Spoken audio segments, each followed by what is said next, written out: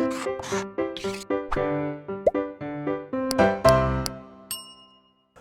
Students, welcome back to Blueprint Digital. आज की इस वीडियो में हम पैसेंजर डीएनए यानी कि यात्री डीएनए और क्लोनिंग वेक्टर यानी कि वाहकों के बारे में पढ़ेंगे।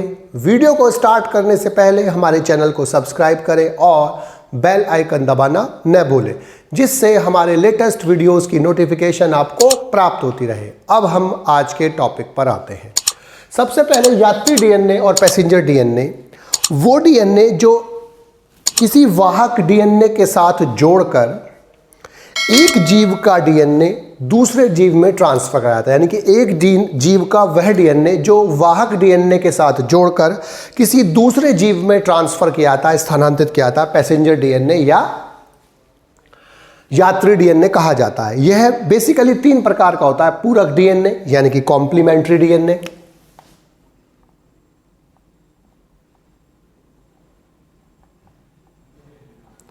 इसको सी डीएनए बोलते हैं, C for complementary DNA, synthesis synthetic DNA और तीसरा रैंडम डीएनए। कॉम्प्लीमेंट्री डीएनए का मतलब क्या होता है कि जब एक एमआरएनए, ये एमआरएनए है, एमआरएनए के सामने डीएनए का फॉर्मेशन किया जाता है रिवर्स ट्रांसक्रिप्टेज एंजाइम की सहायता से, तो इस प्रकार बनने वाला जो डीएनए होता है वो सी डीएनए यानी कि कॉम्प्लीमेंट्री डीएनए कहलाता है। लेकिन अब इसमें दिक्कत क्या होती है कि एमआरएनए चूंकि एक रज्जुक होता है अर्थात सिंगल स्ट्रैंडेड होता है, जबकि डीएनए जो होता है डबल स्ट्रैंडेड होता है अर्थात द्विरज्जुक होता है। तो इसके लिए इसमें क्या काम करते हैं कि इस डीएनए आरएनए यानी कि आरएनए डीएनए संकर यानी कि हाइब्रिड, इसको हम क्या बोलते हैं, हाइब्रिड बोलते हैं, क्योंकि इसमें 2 अलग अलग प्रकार की चीजें हैं, आरएनए भी है डीएनए। तो इसको डीएनए आरएनए संकर यानी कि हाइब्रिड से अलग कर लेते हैं, हटा लेते हैं। किसकी सहायता से? एल्किलेगा, किसी भी एल्किली का प्रयोग करते हुए इसको सेपरेट कर लेते हैं। और जब ये सेपरेट हो जाता है, अब ये सेपरेट होने के बाद अब इसमें न्यूक्लियोटाइड्स और डीएनए पॉलीमरेज की सहायता से इसका कॉम्प्लीमेंट्री स्ट्रैंड्स बना लिया जाता है। इससे ये डबल स्ट्रैंडेड सी डीएनए बन जाता है, यानी कि द्विकुंडलित सी डीएनए बन जाता है। और इसका प्रयोग किसी भी डीएनए को ट्रांसफर करने में या किसी भी जीव में ट्रांसफर करने में, प्लाज्मिड से जोड़ने में या किसी भी रिकॉम्बिनेंट डीएनए टेक्नोलॉजी में किसी भी तरीके से किया जा सकता है। दूसरा होता है संश्लेषित डीएनए। संश्लेषित डीएनए का मतलब क्या होता है कि जब डीएनए को डीएनए टेम्पलेट पर डीएनए पॉलीमरेज एंजाइम्स और न्यूक्लियोटाइड्स की सहायता से संश्लेषित किया था, तब हम उसे क्या बोलते हैं? संश्लेषित डीएनए बोलता है। कॉर्नबर्ग ने 1961 में सबसे पहले संश्लेषित डीएनए का निर्माण किया है, यानी कि उन्होंने सबसे पहले डीएनए बनाया आर्टिफिशियली, और उन्होंने deoxyribonucleotide phosphates, DNA polymerase enzyme, metal ions और कुछ एक विषाणु के जो फ्रेगमेंट को डालकर उस डीएनए के जैसा नया डीएनए बनाया। खुराना ने 1968 में प्रथम कृत्रिम जीन यानी कि डीएनए का संश्लेषण किया बिना टेम्पलेट के। रैंडम डीएनए का मतलब क्या होता है कि क्रोमोसोम्स को रेस्ट्रिक्शन एंडोन्यूक्लियस एंजाइम की सहायता से तोड़कर डीएनए के छोटे छोटे टुकड़ों को बनाना। इस प्रकार का जो डीएनए होता है वो रैंडम कहलाता है, यानी कि जब आरएनए से बनाया जाएगा तो कॉम्प्लीमेंट्री, जब आर्टिफिशियली बनाया जाएगा तो वो संश्लेषित, और जब वो क्रोमोसोम को रेस्ट्रिक्शन एंडोन्यूक्लियस की सहायता से रैंडमली तोड़कर बनाया जाता है तब उसे हम क्या बोलते हैं? रैंडम डीएनए बोलता है। अब जो डीएनए के जो खंड होते हैं, जो टुकड़े होते हैं, उनका पृथक्करण और विलगन कैसे करते हैं, अर्थात हम सेपरेशन और आइसोलेशन कैसे करते हैं डीएनए फ्रैगमेंट्स का, जो रेस्ट्रिक्शन एंडोन्यूक्लियस ने कट करा है। सबसे पहले हमें समझना क्या है कि जो डीएनए का जो फ्रैगमेंट्स बने हैं, उनके जो खंड बने हैं, वो ऋणावेशित होते हैं अर्थात निगेटिवली चार्ज होते हैं। डीएनए जो होता है वो निगेटिवली चार्ज होता है क्योंकि वो फास्फेट अणु जो होता है H3PO4 होता है, ऑर्थोफॉस्फोरिक एसिड होता है, उसके कारण वो निगेटिवली चार्ज होता है। इसके लिए जैल वैद्युत का संचलन यानी कि इलेक्ट्रोफोरेसिस नामक तकनीक का यूज किए जाते हैं। इलेक्ट्रोफोरेसिस तकनीक में क्या होता है कि वैद्युत क्षेत्र में किसी माध्यम के सहायता से दो एनोड्स के बीच किसी भी प्रकार के पदार्थों को सेपरेट किया जाता है। डीएनए, आरएनए, किसी भी प्रकार के मॉलिक्यूल्स होते हैं, उसमें दो इलेक्ट्रोड्स होते हैं, एक ऋणावेशित होता है और एक धनावेशित होता है।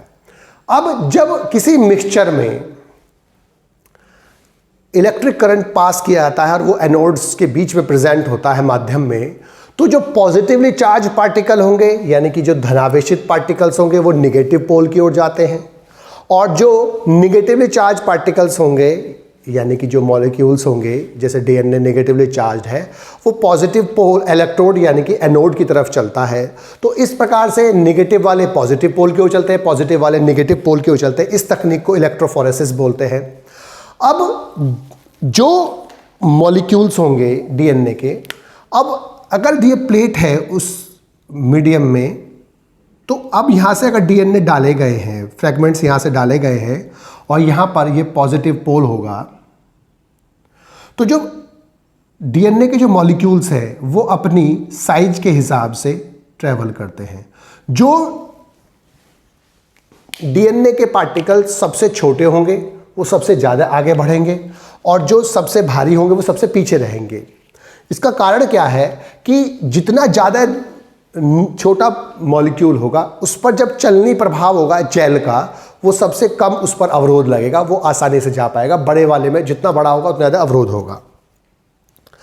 अब जो डीएनए के फ्रैगमेंट्स हैं वो निगेटिवली चार्ज हैं और जो अलग अलग खंड अलग अलग लंबाई के होने के कारण उनमें चार्ज भी अलग अलग प्रकार का होता है।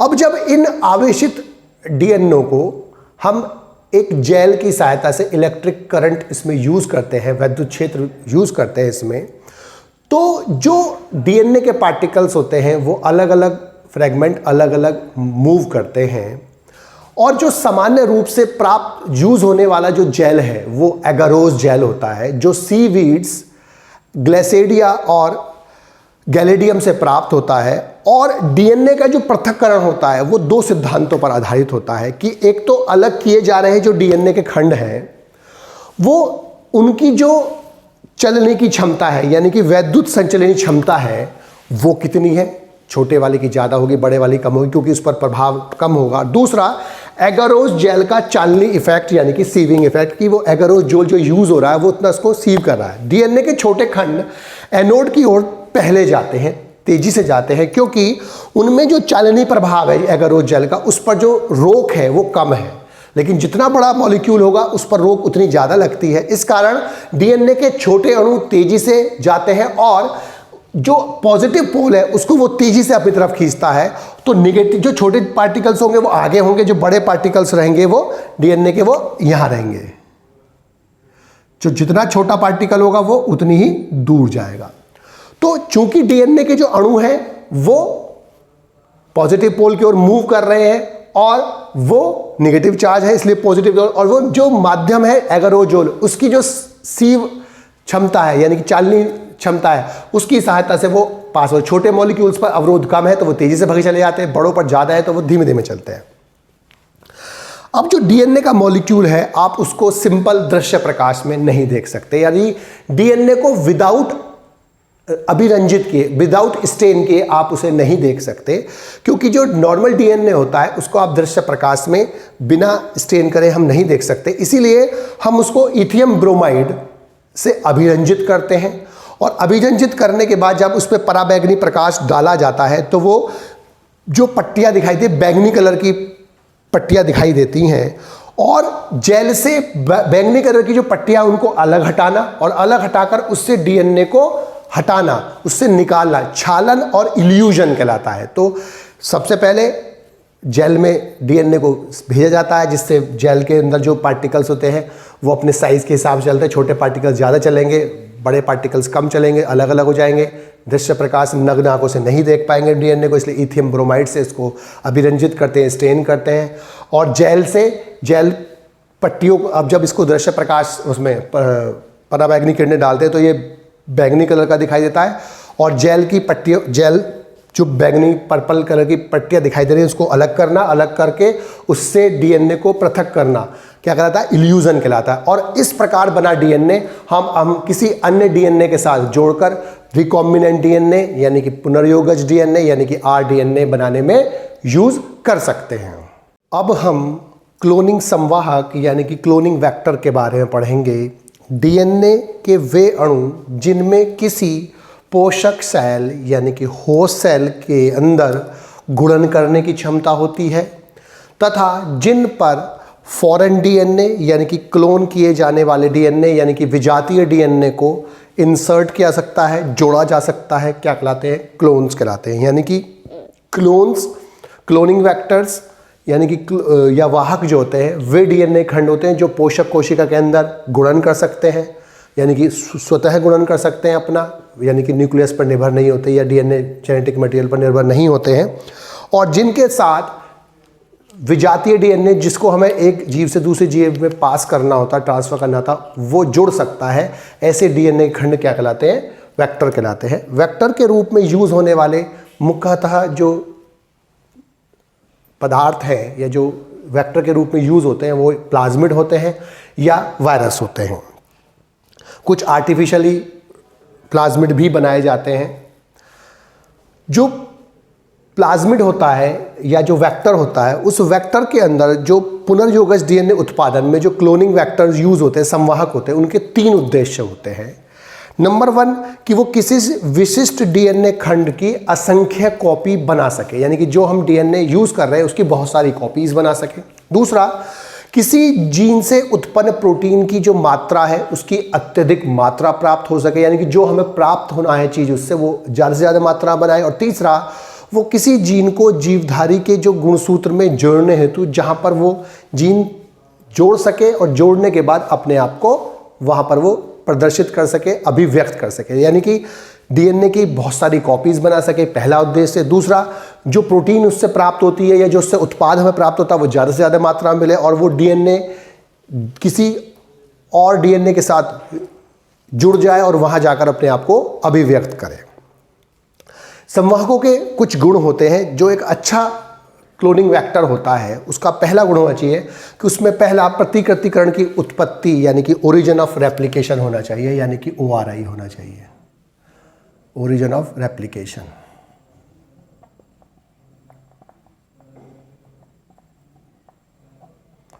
प्रतिकृतिकरण की उत्पत्ति यानी कि ORI, इसे शॉर्ट में बोलते हैं।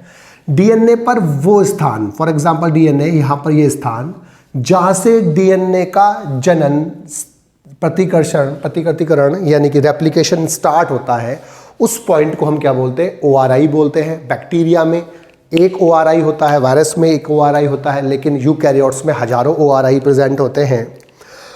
तो ये डीएनए के जो एक अच्छा वेक्टर होगा उसमें पहली क्वालिटी होनी चाहिए कि उसके अंदर प्रतिकृतिकरण के लिए जो उत्पत्ति है यानी कि ओरिजिन ऑफ रेप्लिकेशन है, ORI एक होना चाहिए कम से कम। दूसरा, जो ORI होता है वो जो प्लाज्मिड है उसके अंदर जो डीएनए है उसके अंदर जो डीएनए हमने इंसर्ट किया है या हमने जो विजातीय डीएनए को उसमें फिट किया है उसकी कितनी कॉपीज बनेगी, उस कॉपीज के बनाने का जो नंबर होता है वो भी ORI पर निर्भर करता है। इसका मतलब हमें एक अच्छे वेक्टर के लिए एक ऐसा वेक्टर लेना चाहिए जो ज़्यादा से ज़्यादा प्रतिकृति की कॉपी बनाए, यानी कि जो ज़्यादा से ज़्यादा क्लोनिंग जो हमने यूज़ करने के लिए डीएनए बनाया है उसकी ज़्यादा से ज़्यादा कॉपी, प्रतिलिपि संख्या बना सके। तो ORI वो स्थान होता है जहाँ पर रेप्लिकेशन डीएनए का स्टार्ट होता है और यही जो विजातीय डीएनए की जो कॉपी बनेगी उसकी कॉपी बनने का जो संख्या होती है उसको भी यही कंट्रोल करता है। दूसरा होता है वर्ण योग्य चिन्ह। वर्ण योग्य चिन्ह, जो वर्ण योग्य चिन्ह यानी कि सेलेक्टेबल मार्कर्स एक ऐसी जीन होती है जिसकी सहायता से हम अरूपांतजनों यानी कि नॉन ट्रांसफॉर्मेंट्स बोलते हैं, नॉन ट्रांसफॉर्मेंट, और दूसरे होते हैं ट्रांसफॉर्मेंट। जो रूपांतरज, जो नॉन ट्रांसफॉर्मेंट होते हैं उन्हें हम अरूपांतरज बोलते हैं, और जो ट्रांसफॉर्मेंट होते हैं हम बोलते हैं रूपांतरज। मतलब अभी हम इसको पढ़ेंगे तो एक सेलेक्टेबल मार्कर भी होना चाहिए एक अच्छे वेक्टर के अंदर। एक ऐसी जीन होती है जो अरूपांतरजों यानी कि नॉन ट्रांसफॉर्मेंट्स की पहचान कर सके और उनको समाप्त करने में सहायता करे, और ट्रांसफॉर्मेंट्स यानी कि रूपांतरज को सुरक्षित रख सके और उसका चयनात्मक वृद्धि करा सके। अब लेकिन नॉन ट्रांसफॉर्मेंट्स क्या है या ट्रांसफॉर्मेंट्स क्या है, उससे पहले हमें पता होना चाहिए ट्रांसफॉर्मेशन यानी कि रूपांतरण है क्या। रूपांतरण वह प्रक्रिया है जिसके द्वारा डीएनए के एक खंड को परपोषी जीवाणु कोशिका में प्रवेश कराया जाता है। इस प्रक्रिया को हम क्या बोलते हैं? ट्रांसफॉर्मेशन। यानी कि जिस प्रक्रिया में हमने एक डीएनए के एक खंड को किस में प्रवेश कराया? जीवाणु की कोशिका के अंदर, परपोषी कोशिका में प्रवेश कराया, उसे हम क्या बोलते हैं? ट्रांसफॉर्मेशन बोलते हैं, यानी कि रूपांतरण बोलते हैं। जो जीवाणु जिसके अंदर डीएनए पहुंच जाता है और वो डीएनए खंड ग्रहण कर लेता है, अपने डीएनए के साथ जुड़ जाता है उसका, तब उसको हम क्या बोलते हैं? ट्रांसफॉर्मेंट बोलते हैं। और जिसके अंदर वो डीएनए नहीं पहुंच पाता, वो नहीं जुड़ पाता, हम उसे क्या बोलते हैं? Non transformant. यानी कि जिसमें सीधी सी बात है एक्स्ट्रा डीएनए आया हुआ है वो ट्रांसफॉर्मेंट, जिसमें नहीं आया हुआ है वो नॉन ट्रांसफॉर्मेंट कहलाता है। अब सामान्यतः जो एम्पिसिलिन होती है, क्लोरोएम्फिनिकॉल होती है, टेट्रासाइक्लिन होती है और कैनामाइसिन जैसे जो एंटीबायोटिक प्रतिजैविक होते हैं, उनके प्रति प्रतिरोध करने वाली, प्रतिरोध कोडिंग करने वाली, यानी कि प्रतिरोध उनको कंट्रोल करने वाली जो जीन्स होती हैं, एनकोड करने वाली जो जीन्स होती हैं, वो ई कोलाई के लिए उपयोगी वर्णात्मक चिन्ह माने जाते हैं, यानी कि सेलेक्टेबल मार्कर्स होते हैं। ये जो जो चिन्ह होते हैं, ये वर्णात्मक चिन्ह होते हैं, जो वर्ण योग्य चिन्ह होते हैं, वो ऐसी जीन होती है जो पोषद सेल यानी कि जो होस्ट सेल है उसके चयन में योगदान करती है, और इन जीनों को रंजित पदार्थों यानी कि रंजित अभिक्रियाओं के द्वारा यानी कि कलर रिएक्शन के द्वारा सुगमता से, आसानी से पहचाना जा सकता है। तीसरा होता है क्लोनिंग स्थल। तीसरा है, ये पहला, ये दूसरा और ये तीसरा, क्लोनिंग स्थल यानी कि क्लोनिंग साइट। क्लोनिंग साइट का मतलब क्या है कि जो विजातीय डीएनए जिसको हमें प्लाज्मिड से जोड़ना है यानी कि वाहक से जोड़ना है, तो उसको जोड़ने के लिए जो रेस्ट्रिक्शन एंडोन्यूक्लिएज उसको कट करेगा। तो किसी भी विजातीय डीएनए को जोड़ने के लिए वेक्टर में सामान्यतः प्रयुक्त होने वाला जो रेस्ट्रिक्शन एंडोन्यूक्लिएज एंजाइम होता है, उसके लिए एक या कुछ पहचान स्थल होनी चाहिए, यानी कि रिकॉग्नाइजेशन साइट होनी चाहिए। संवाहक के अंदर यानी कि जो वेक्टर है उसके अंदर एक या एक से अधिक पहचान स्थल हो सकते हैं, लेकिन एक ही पहचान स्थल हो तो ज़्यादा अच्छा होता है, क्योंकि अगर एक से ज़्यादा पहचान स्थल होते हैं तो उसके कई सारे खंड बन जाते हैं, और कई खंड बन जाने से वो कई भागों से टूट जाता है, तो उससे क्लोनिंग जो होती है वो जटिल हो जाती है। अब जो विजातीय डीएनए का जो बंधन है यानी कि लाइगेशन है, तो दो प्रतिजैविक जीनों के बीच में स्थित प्रतिबंध स्थल पर किया जाता है, यानी कि जो दो एंटीबायोटिक रेजिस्टेंट जीन्स हैं उनके बीच में विजातीय डीएनए को जोड़ा जाता है। सीधी सी बात तो ये है। और जैसे PBR 322 जो वेक्टर होता है उसमें टेट्रासाइक्लिन प्रतिरोधी जो जीन्स होती है, टेट्रासाइक्लिन जीन होती है, उसके प्रति जो टेट्रासाइक्लिन के प्रति जो जीन्स होती है, जो उसको रेजिस्टेंट प्रदान करने वाली जीन्स होती है, उसके अंदर डीएनए को फिट किया जाता है। यानी कि अब जब टेट्रासाइक्लिन वाली जीन्स के बीच में डीएनए को फिट कर दिया जाता है, तो इसका मतलब ये टेट्रासाइक्लिन के प्रति जो प्रतिरोध होता है वो उसको त्याग देगा, अर्थात इसमें अब टेट्रासाइक्लिन के प्रति प्रतिरोध नहीं रहेगा। अब जो ट्रांसफॉर्मेंट है यानी कि जिसके अंदर डीएनए फिट कर दिया गया ट्रांसफॉर्मेंट, वो टेट्रासाइक्लिन के प्रति रेजिस्टेंस नहीं प्रदर्शित करेंगे, लेकिन जिसमें डीएनए ट्रांसफर नहीं हुआ है, जो नॉन ट्रांसफॉर्मेंट है, उसमें टेट्रासाइक्लिन के प्रति रेजिस्टेंस दिखाई देगा। अब इससे जो ट्रांसफॉर्मेंट है, नॉन ट्रांसफॉर्मेंट है, उनको आसानी से पृथक किया जा सकता है, लेकिन इनका पृथक करने का जो तरीका होता है वो थोड़ा सा जटिल हो जाता है। इसीलिए कुछ ऑल्टरनेटिव तरीके इस्तेमाल किए जाते हैं जिससे इनका जो ट्रांसफॉर्मेंट और नॉन ट्रांसफॉर्मेंट का जो चयन होता है वो आसान हो जाता है। तो उसमें क्या काम करते हैं हम कि कुछ कलर सब्सटेंस यानी क्रोमोजेनिक सब्सटेंस बोलते हैं इनको, तो क्रोमोजेनिक सब्सटेंसेस का यूज करते हैं।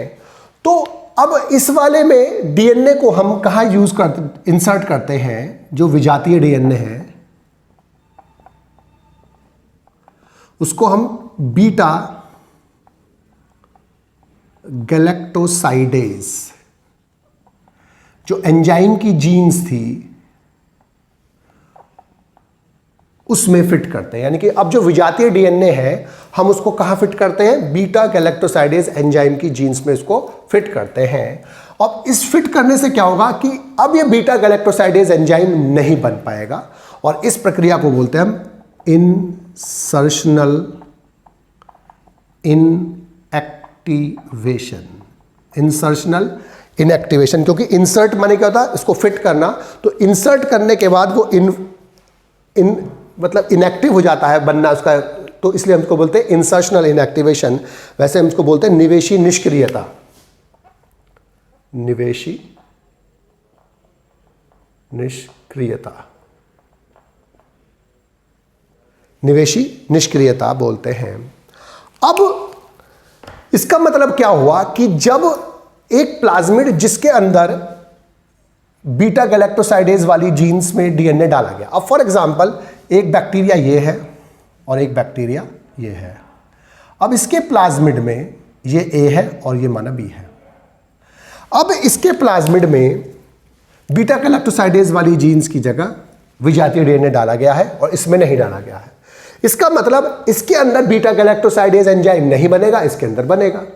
इसका मतलब ये क्या है, ट्रांसफॉर्मेंट है और ये नॉन ट्रांसफॉर्मेंट है। अब जब इसके अंदर बीटा गैलेक्टोसाइडेज एंजाइम बनेगा तो जिसके अंदर बीटा गैलेक्टोसाइडेज एंजाइम की जीन्स पर विजातीय डीएनए नहीं डाला गया है, इस पे इंसर्ट नहीं किया गया है, तो उसकी जो कॉलोनी होगी वो निवह बोलते हैं इनको, निवह। कैसी होंगी, ब्लू कलर की होंगी, यानी कि नीले कलर की होंगी, क्योंकि उसके अंदर बीटा गैलेक्टोसाइडेज एंजाइम बनेगा और वो उस क्रोमोजेनिक सब्सटेंस को ब्लू कलर में कन्वर्ट कर देगा। लेकिन जिसके अंदर ये इंसर्शनल इनएक्टिवेशन नहीं हुआ है तो उसके अंदर क्या होगा, बीटा गैलेक्टोसाइडेज एंजाइम नहीं बनेगा, तो उनकी जो कॉलोनी बनेगी वो कलरलेस बनेगी, यानी कि रंगहीन बनेगी। तो इसका मतलब अब जो ट्रांसफॉर्मेंट है, नॉन ट्रांसफॉर्मेंट है, उनको पृथक करने के लिए अब आसानी से हो जाता है। जो ब्लू कलर की कॉलोनीज बनाएंगी वो नॉन ट्रांसफॉर्मेंट है, जो कलरलेस कॉलोनी बनाएंगी यानी कि जो ब्लू कलर की कॉलोनी नहीं बनाती है वो क्या होती है, ट्रांसफॉर्मेंट होती है। तो ये एक ऑल्टरनेटिव मेथड होता है, इसकी जगह यूज होता है, जिससे आसानी से हम ये पहचान सकते हैं। इसके अलावा पौधे एवं जंतुओं में क्लोनिंग हेतु वाहक। अब जो पौधे हैं, अधिकांश डाइकोट में जो एक रोग उत्पन्न करने वाला बैक्टीरिया होता है जिसका नाम होता है एग्रोबैक्टीरियम ट्यूमिफिशियंस, उसके अंदर एक प्लाज्मिड होता है, टीआई प्लाज्मिड बोलते हैं, उसके अंदर एक डीएनए होता है, टी डीएनए। उस टीआई प्लाज्मिड को इनएक्टिवेट कर इस प्रकार से डिजाइन किया जाता है कि वो डीएनए को ले जाकर किसी विजातीय डीएनए को किसी और डीएनए जीव के अंदर ट्रांसफर कर दिया जाता है। और एनिमल्स के अंदर जो वायरस होता है, जो यूज किए जाते हैं, वो रेट्रोवायरस होते हैं, पश्च वायरस होते हैं, जो डीएनए को ले जाने का काम करता है। लेकिन वायरस में एक थोड़ी सी दिक्कत ये होती है कि वायरस ज़्यादा बड़े डीएनए को लेकर नहीं जा सकता, लेकिन प्लाज्मिड जो होते हैं वो काफ़ी बड़े डीएनए को भी लेकर जाते हैं। तो पादपों में एग्रोबैक्टीरियम ट्यूमिफिशियंस से प्राप्त टीआई प्लाज्मिड का यूज किया जाता है एक जीव के डीएनए को दूसरे जीव के डीएनए में ट्रांसफर करने के लिए, यानी क्लोनिंग वेक्टर की तरह। पादपों में जो क्लोनिंग वेक्टर का यूज किया था वो एग्रोबैक्टीरियम ट्यूमिफिशियंस का टीआई प्लाज्मिड यूज किया था, जबकि जंतुओं में जो वायरस होते हैं बैक्टीरियोफेज जो वायरस होता है पश्च वायरस यानी कि रेट्रोवायरस, उनका प्रयोग किया जाता है डीएनए को ट्रांसफर करने के लिए, यानी कि विजातीय डीएनए को एक जगह से दूसरी जगह तक पहुंचाने में। बच्चों, आज की इस वीडियो में बस हम इतना ही पढ़ेंगे। हमारी इस वीडियो को आप लाइक करें और अपने दोस्तों के साथ शेयर करें। यदि आपका कोई डाउट है तो आप हमें कमेंट करके बता सकते हैं। इस अध्याय को और अच्छे से पढ़ने और समझने के लिए आप चित्रा प्रकाशन की बुक एक्टिव जीव विज्ञान की सहायता भी ले सकते हैं।